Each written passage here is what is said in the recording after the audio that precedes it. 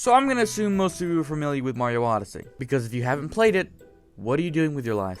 It's Mario Odyssey. How did you not play this when it came out? Anyway, with those familiar with Mario Odyssey, in this video, we'll be ranking its kingdoms. And for those that aren't, go see a psychiatrist. Anyway, we have 17 kingdoms to talk about today, so let's just dive straight in. Coming in at number 17 at the bottom of our list, we have Darkside. I did not really like Darkside. The level is mainly a boss rush. You have to fight all 4 Brutals and then the giant brutal mech thing without dying. I'm not a fan of boss rushes, so I wasn't really a fan of this level. I mean, once you beat the Brutals, you do unlock more moons, but they're okay. They're mostly Hint Heart, which is a fine puzzle, not my favorite, or extra challenge rooms, which are just harder challenges of rooms you've been in before. The level's not terrible because it's Mario Odyssey, nothing's terrible. Okay, I take that back, there are some terrible things, but we'll get to that later. The next kingdom is Cloud. Cloud is about the halfway point of the game where you fight Bowser for the first time, excluding the intro. Now, I like the idea of fighting Bowser before the final boss, but I don't really like this kingdom. It doesn't really look nice, it doesn't really feel nice, it's really small, it's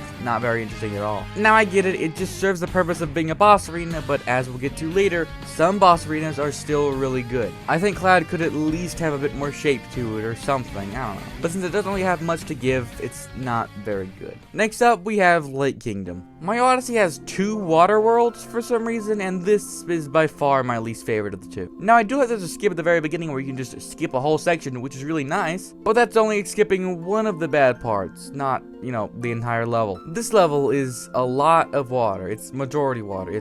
It's a lake. Water levels aren't that great because Mario swims so slowly, so they tried fixing this by letting you capture and become Cheep Cheeps. But man, the Cheep Cheeps are so bad. For starters, you can't break unless you shake your controller, which is already extremely annoying. Also, to move up and down, it has to pause. If you're swimming straight and you want to move up, you press the up button and he stops, looks up, and then goes. He doesn't just move up, which means swimming in any direction that's not perfectly straight is very slow and very annoying. But as I said, there are 2 water levels, so we'll get to the next one later. But anyway, next we have the Snow Kingdom. I didn't really like the Snow Kingdom. I mean, it's structured really weirdly. I mean, you have the outside that you can explore, but it's really annoying because it's not really built to explore. It's not that big, doesn't have that many platforms to jump on, and has frozen water, which hurts you if you're inside of it. It's not very good. But then you have the underground, which is very linear, and you can't explore at all. Well, I say linear, you have to do 4 challenges in any order you want, but the challenges themselves are extremely linear. Which means the level still has fun content, it's not very explorative, which is what I want from Mario Odyssey. And they didn't even let you break the linearness with exploration, like allowing you to skip sections if you just explore and find a second route, which would be really fun, but they don't allow you to do that. Next up, we have Darker Side. Many people are gonna get mad at me for putting this here.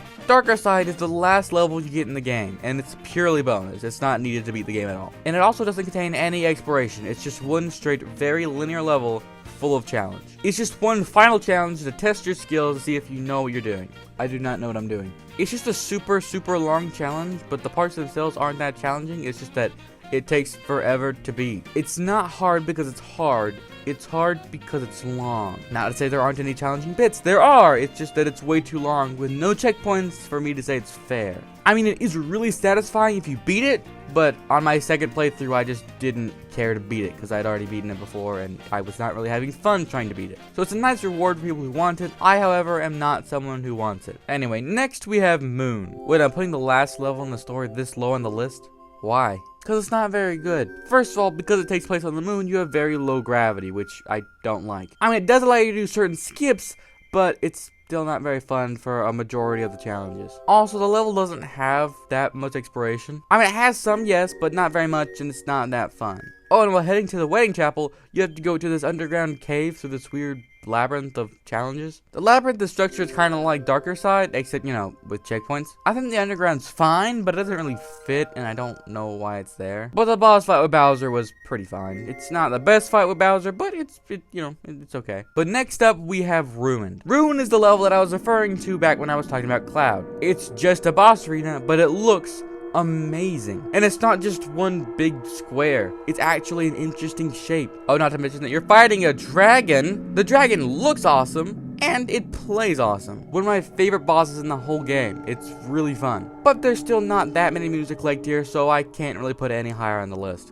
Anyway, next we have the second water level of the game, Seaside. The reason I like Seaside Kingdom more than Lake Kingdom is because you don't have to go underwater as much. There's plenty of land to walk around and plenty of moons to collect that aren't underwater. Not to mention, it's not as deep as Lake Kingdom, meaning as a Cheap Sheep, you don't have to go up and down nearly as much, which was a huge problem I had with Lake Kingdom. Also, the level has gushions, which are awesome. They allow you to fly with like a water jetpack, which is just like the coolest thing in the world. And they're even used in the boss. Man, I love these things. This level was way, way better than Lake. Next up, we have the Cap Kingdom. Cap is the first level in the game and doesn't really look like it should be. It's dark and foggy, but yet it's the first level in a Mario game. It looks awesome, especially since everything is black and white. The level is also pretty fun. Obviously, the first time you play it, it's very linear because, well, it's the tutorial. But after you beat it the first time, when you come back to it, it's a lot more open and you can do a lot more stuff. Also, there's this underground section which teaches you about capturing frogs, which I don't really enjoy because I don't really like the frog capture, but you know, it's fine. But after that, you're on top of this tower, which is awesome. Giant towers are really cool because you can just jump off and just fall, and it's so cool. Up next, we have Bowser.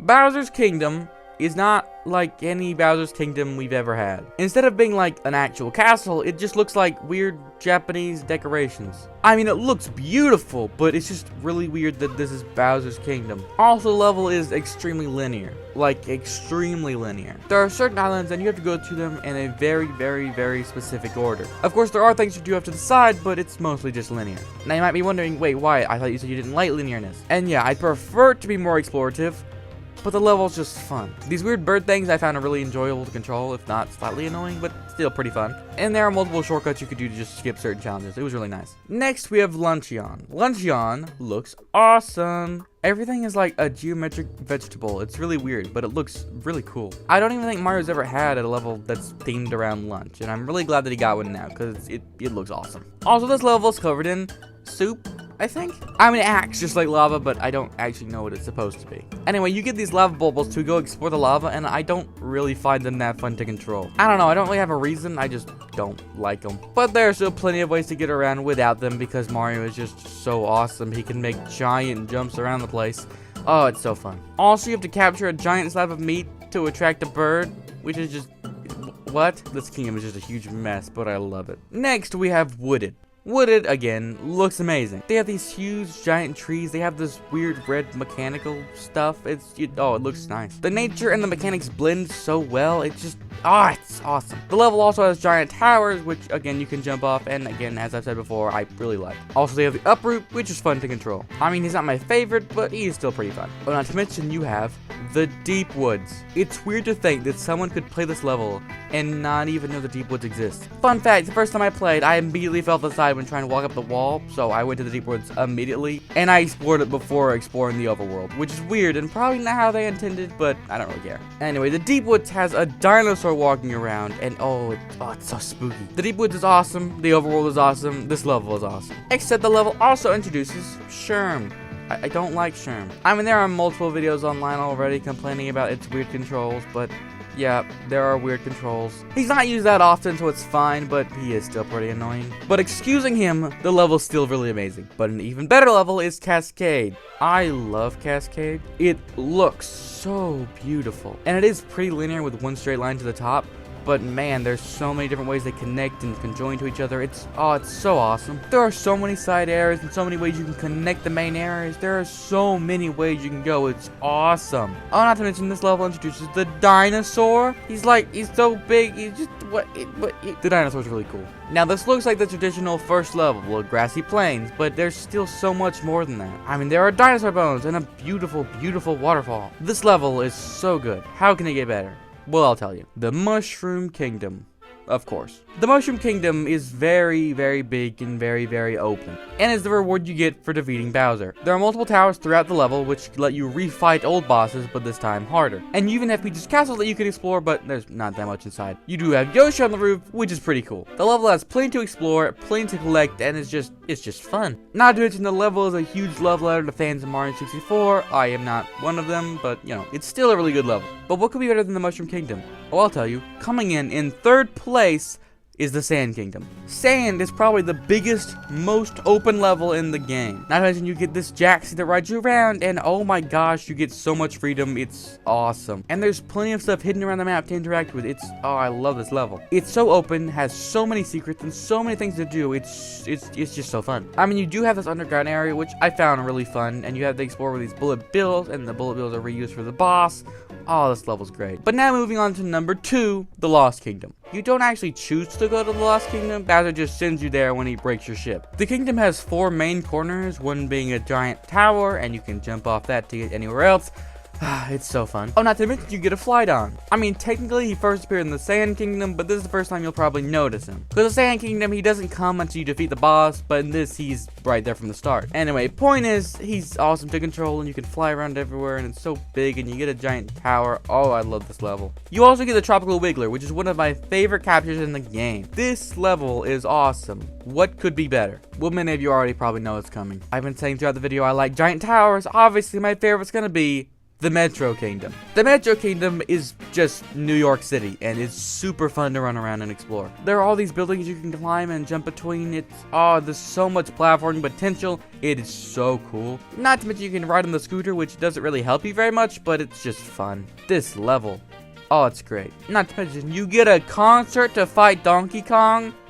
What? This is awesome. And it doesn't hurt that the music's really good too. This level is my favorite. Oh, and you also have a sewer system, which is a whole completely different challenge, which is also extremely fun. There's so much cool stuff to do and explore. It's awesome. Oh, I nearly completely forgot that when you first get there, it's nighttime and it's raining, and there's a Mecha Wiggler attacking the town. So you have to explore the level with all these enemies swarming you, going to fight the Mecha Wiggler. And when you get there, you have to fight him with Sherm, the tank, which I don't really like, but you know, it looks cool. This level was probably most people's favorite, and that was probably exactly what Nintendo intended. The level is just, it's so good, and it's complementing Mario's movement so well. I love it so much. But with that, that's all the kingdoms. This video took a long time to make. I had to replay Mario Odyssey from start to beginning all over again just so I can remember all the kingdoms. Not to mention I talked for a while. I have no idea how long this video is going to be. It's going to take forever to edit. But it's fine. At least it'll make a good video. But anyway, what are you guys' favorite kingdoms? This list is not 100% correct. I might move things around slightly, but it's really hard to pick.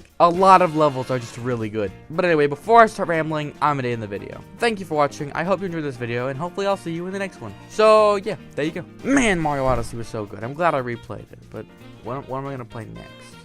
I wanted to I think my next video is gonna be Metroid Prime. I'm almost done playing that. Well, I need to go I should probably go beat it right now. I don't even know how close I am to the end. I should go beat it because I need to do it for the next video, which will come out in it will come out next week to the fans, but I'm gonna make it really quickly right after this one. Well, a few days after this one, because I'm going on vacation. I need to get the videos ready. This is gonna be hard, but I need to get that. Yeah, let's go.